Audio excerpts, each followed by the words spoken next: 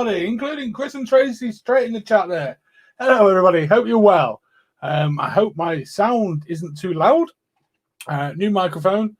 So I'm hoping for some positive feedback on my audio. Anyway, you joined me for a live review. Hello, Haley. And it's the live review, or you saw the unboxing and first thoughts of the Smok RPM160. Very kindly sent to me by Smok Industries for the purpose of this review. That will not affect my review. Yeah, it's quite nice to have some good audio at last. Sound is fine, superb. I hope I'm not too loud. I am being very mindful of how loud I actually am. But we shall, without further ado, get on with the review, and I will obviously interact with the comments in there. Let's see the best. Suppose the mod 2. How to sync slightly. That's annoying. That will be my internet once more. It is slightly annoying that is how to sync. Hopefully that will maybe rectify itself. Anyway, going to get this down on the up close, show you what's going on, the ins and outs box. Then I'll come back up top, give you my final thoughts, pros and cons on the RPM160. Now let me just flip to my up close camera. There we go. And there's the box, and there's the juice I'm using currently. It's good old Riot Squad Mango Lime Grenade. Don't know why they put the grenade on. Anyway, that's the juice I'm using and have been for a while. The box gives you all the details on the front, what you get in there, a little bit of the specs. 7.5mm tank. I'll just quickly tackle that now. Quite clearly, it's not TPD compliant, so it's yeah, not compliant. Battery charging, replacement dual 18650 cells, the new IQ 160 chip, 160 watts. Yes, this device does do 160 watts, and it's variable. On the back, usual gubbins from Smok, what's included in the box, the pod, and you get 2 RPM160 coils, which I will show you one up close because I haven't killed one yet. Again, I'll tackle that when I come back up top because I got things slightly wrong. More excessive packaging from Smok. Quite like that box. Why can't I just do that? Anyway, let's get this one open. Obviously, the device isn't in here because it's next to me. You get the usual manual, user manual. Quite important with this one, more so than some others. Pointless quality control, shut that. And the thing I do like to see in a lot of devices these days, your battery safety. Cannot emphasize enough, do not use damaged cells at all. You get your charger cable, which does work. I have used the charger cable to check the charging capabilities, and this is the beast of a coil that comes with this. And now I'll tackle this up top. It is a big ass pod style plug and play coil. This one hasn't been used. It is a, let me just check, 0.15 ohm mesh coil, which they recommend best to use between 70 and 80 watts, which is a tad strange when it's a 160 watt device. But I shall tackle that again when I come up top because there are other options now. And the mod, let me get rid of that lot. Here we go. This has been thoroughly tested and bounced around my car. There is signs of scratches and damages on the silver and the metal, the chrome, I suppose it is, chromium. Yes, Chris, I agree. Battery safety cards should be in every mod these days. There is some signs of wear and tear, but the screen's quite resilient. The screen hasn't actually scratched at all. But the chrome and various other bits have come off a bit. Bottom plate isn't too bad. Still quite shiny. And then these pods. Let me get to the pods. They're not pods, people. We've covered this already. It's a new way of using attack. This one is a beast. Like I said, it's 7.5 mil. The plug-and-play coils. I won't take this one out, obviously, because I have juice in it. That is the fill port, and it's a huge fill port. Luckily, there's no... You stick your nozzle in and fill it up. Actually, I'll just do that. It's a bit low. It's a big enough port that you get enough airflow around the nozzle as you're filling, so you don't get a congestion of juice in the porthole, which is a plus for me. But there we go. Massive whacking great magnets there that hold the pod on. I gotta test them, Chris. I test them thoroughly, and then it just automatically clicks on. Now, a little bit of problem with this. I don't know if it'll be the same with the UK edition of these tanks, but a bit like the Drag X, the pod comes off incredibly easy. That to me is a con. Incredibly easy. That's just one finger and it just pops off. That is how they're made, but it's just a little bit flimsy for me personally. Right. Control screen, cracking. You can see everything you need to see on there. Puff count, etc. This one is currently on about 700, but that does randomly clear the puff count. I am actually over 4,000 puffs on this coil, which I will come back to when I come back up top, because I wrongfully said something about this coil the other day on the LXV show, so I will tackle that. Airflow is massive, both sides, non-closable, non-adjustable, like I stated in the initial unboxing video. Charge port works, power up, power down, fire button, instantaneous fire, absolutely spot on. And there we go, dual 18650s. I've got my 25R in there. Everyone knows I'm a tight sod.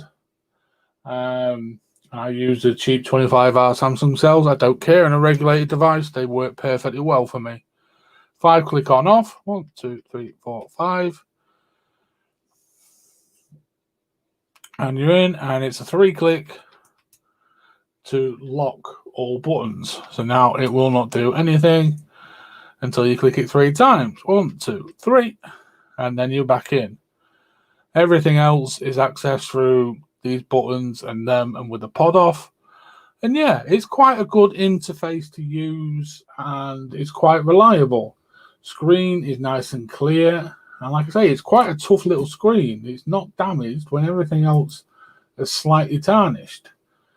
Right, I'll come back up top and grovel.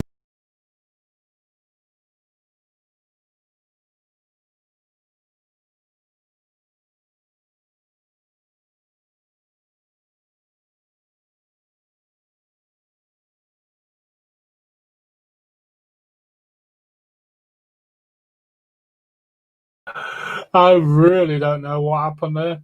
I'll cover that in a minute, Chris. Yeah, I don't know what happened there. Someone just completely glitched out on me and kicked me out of StreamYard. That was interesting. Anyway, we're back up top. I can move now. I don't know what happened there, folks. Something just completely glitched, or I perhaps pressed one of the stupid little buttons on the side of my mouse and it kicked me out of StreamYard. Anyway, yes, I wrongly on the LXV show said I'd killed the initial coil within 900 puffs. It wasn't the coil, it was the juice I was using that was actually substandard, and the flavour had totally gone from the juice, and it was garbage. So apologies to Smok for that. Yeah, all right, Chris. Technical issues, fat thumbs, and side buttons on mouses that confuse the shit out of me. Anyway, I hadn't killed the coil. I am still, in fact, using the coil, and it is now over 4,000 puffs on said coil. That's why the other new one is still in the packaging.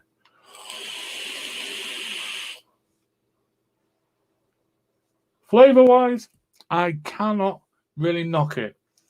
I'd like to say I'm using the lime and mango. I've pretty much had this in this device from the get-go, apart from one change, which is where I went to another juice line from another company, and I thought the coil was kaput. And then it just didn't seem right, because Smok coils at the minute are bang on point. So I went back and cleaned the tank out. Well, tank, I'm going to call it a tank. I don't care. It's a tank.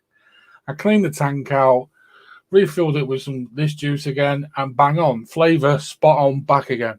So apologies to Smok. The coil wasn't gash. It's actually quite a good coil. Now, yeah, moral of the story is definitely not to use shit juice, Chris. I completely agree with you. And I threw that juice in the bin. Anyway, Smok have released another pod that fits on this device now, which actually takes the Baby Beast coils. Now, those coils also have an RBA, and they can also take the power that this device potentially can give, because the coils that came with this device are best to run between 70 and 80 watts, which was a bit strange. And I understand there is also an RDTA tank in development to go on this device, which makes it seem a little bit more sense than the original. Yeah, it's 7.5 mil, Chris. It's definitely a tank. It's not a pod, let's be honest. It's a pod design, but it's a tank. Like we keep saying, they're not pods, these things. And the Drag X is exactly the same. Anyway, flavour is spot on. Flavour is good. The coils are good. And the flavour is pretty cracking when you use a decent juice.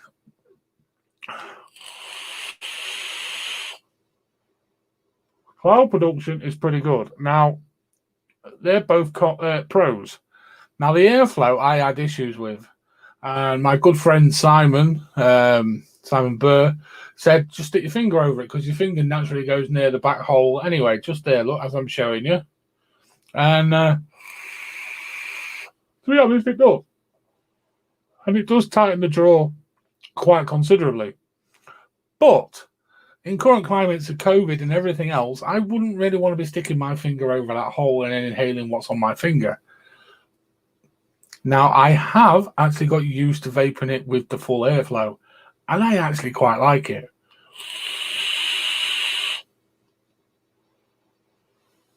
Tracy, I completely agree. The plastic tanks, pods, are actually a lot stronger than the glass ones. This one has bounced on concrete, and it's not even dented it. In fact, it didn't even scratch it. It scratched the top of the mouthpiece, and that's it. So actually, I can understand why they're switching. I mean, they must be cheaper to produce, the plastic ones.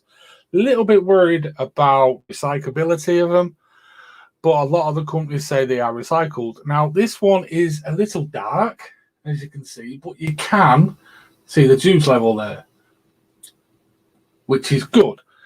Now, an issue with the coil, I'll just show you on the coil I've not used, that I found personally. Yeah, you'd break it, Chris. Now, the juice wells are quite large, and I find once the juice level in the pod tank gets below the top of the cotton there, the hit starts to go slightly drier. Yeah, when the other pod becomes available, Chris, that takes the Baby Beast coils. The Baby Beast coils are going to come with a little airflow adjuster on the bottom of them, so you can adjust the coil, the airflow on them. I'm guessing that's the way to get around it. Yeah, I agree, Chris. I'm going to put your comment up there. I actually agree with what Chris has said there. It's definitely an issue. But I have got used to the airflow with lots of use and lots of vigorous testing, and I actually quite like that airflow now.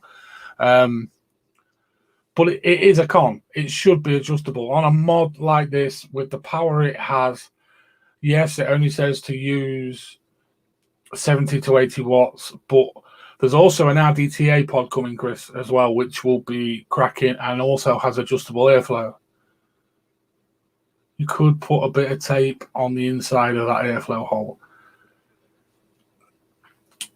You could, Andy, but it might mess around with the connectors inside, which could be an issue. I quite like it. I didn't when I opened it and did the unveiling and everything.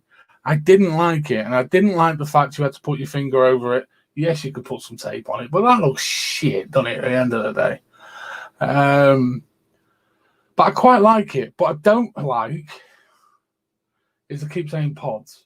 Stop saying it's a pod. It's not a pod anymore. It's a plastic tank. Whatever plastic it is, I don't care. But I can kind of see the purpose. It'll be a good step up for the newer vapor that are going off mouth to lung to direct to lung if they wish to do so. But the airflow is a bit of a killer. Yes, there's other tanks that are coming out for it that will have an adjustable airflow, but surely they should have seen that issue coming. In my opinion, anyway, definitely should have done. Now, I'll quickly comment about battery life. Battery life is pretty spot on. Getting about 4.5 hours, vaping between 70 and 80 watts. I kind of vary between the hit I need with what power I need. And the USB charger that comes with it is quite quick, really. It only takes like about an hour and a half. But, which is a little bit of a nitpick, once it's on charge, you cannot vape it. You can't fire it while it's on charge. And I personally would not advocate internal charging of external batteries that you can take out and pop in a charger. I'd use an external charger. Why not just get a standard mod?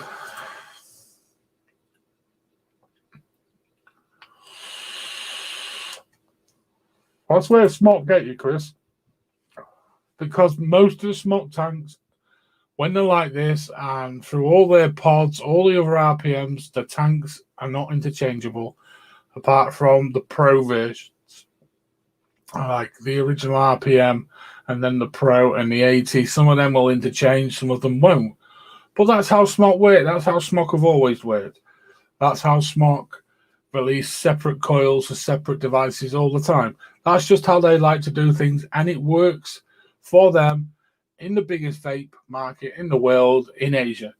That is why Smok do that, and Smok will not stop doing that because it works in that market, and that market is by far the largest in the industry.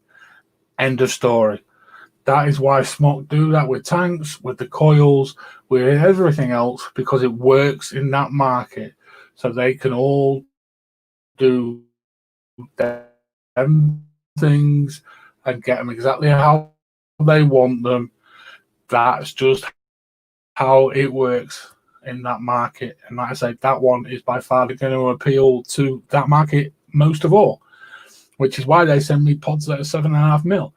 And I ain't complaining about that at all. At all.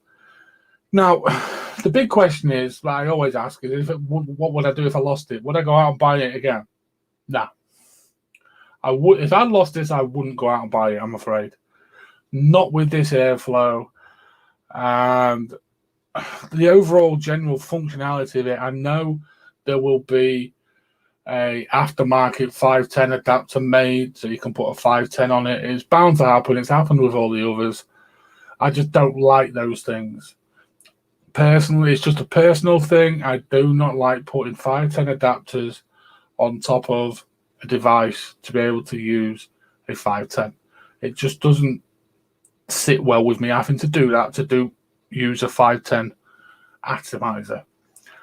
So yes, I wouldn't. If I lost this, I wouldn't go running around trying to find another one. Coils, spot on, Pro. The ones I sent with these, I can't comment on the ones that they're releasing in future date, but hopefully I will get them. If I do get them, I will do a little review on the other pods, tanks. Oh, it's confusing. Whatever they're going to call them that sit on top of this, the atomizer. I'm just going to call it the atomizer. when they release the other ones and they send me those, I will do a quick review and tell you what I think of those. And yeah, it's an all right device. I mean, it's all right, but there's a lot of issues. But I don't know, it grinds on me a bit. It kind of almost seems pointless. Just do a mod with a 510. Yes, they've now released the scars, and they take 510s, some of them.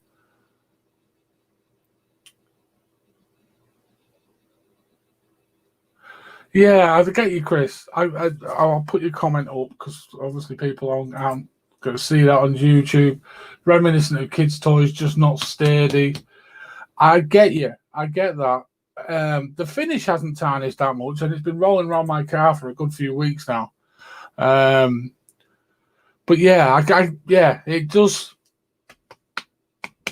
doesn't feel too great. I totally get what you're saying. It doesn't feel too great. It's obviously not waterproof or dustproof or anything like that either, which is a con as well. But I can understand why Smok have done it. But I'm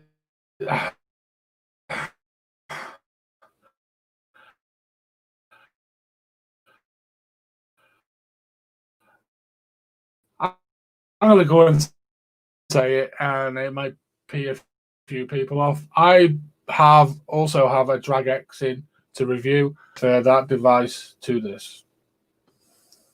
Yeah, I agree, Chris. It just doesn't. It is in that aspect. It is quite pod-like because of that, and in that aspect, it's quite pod-like. It's not like a good solid mod. I mean, even going back to let me just this lump, the mag. It's solid. It's waterproof. It's dustproof. It's absolutely. That's got kicked around and bounced. And I can put my cells in that now, and it would work. Yes, Haley, the Scar P3 I am hoping to get. That does look nice. Yep. Spot on, Tracy. Spot on that. Totally agree. But yeah, there we go, folks. It's an interesting bit of kit. It caught my eye when I saw it as a dual 18650 pod system, plastic tank, and it works all right. The airflow's all right, but it's not amazing. It's not a game changer. But then again, the flavor, the cloud production are spot on. But it's not something I would go out and chase and buy. And I suppose that's the big thing, really. And I think on that bombshell, I'm going to end the review because that's just summed it up. It's a good device, great cloud production, flavor, but there's better stuff available. Sorry, Smok. Yeah. I said I'll do honest reviews, and I will stick by my guns there, and this is an honest review. I wouldn't go buy one. Yes, Christopher, yes. Yes, I agree, Christopher, totally. And put adjustable airflow on the original pods. Anyway, I'm going to finish because I'm trying to keep these live short reviews quite short. Yeah, it could be, Chris, because it does fill that gap between a traditional pod and a mech, I suppose. It does fill that gap quite well and has served me quite well doing that. But again, if I was to buy a more powerful pod system to fill that gap, I would go for the Drag X personally. And I don't care if that pisses Smok off. It's true. My review of the Drag X will be next week. And I have a live juice review to do next week as well for Tub Thumping Brews. Their brand new range that has just been released is the start of my weekly juice reviews. They will start next week without fail, a live juice review of their new range. If you're new to the channel, please like and subscribe this channel and this show. And I will be back live tomorrow night with my brothers on the League of Extraordinary Vapors at 7 o'clock. Please tune in. And thank you all for watching, and for everyone that watches thereafter the live. I hope you have found this review informative and useful. Thanks for watching, people. Take care. Love each other. Keep safe. Bye-bye for now.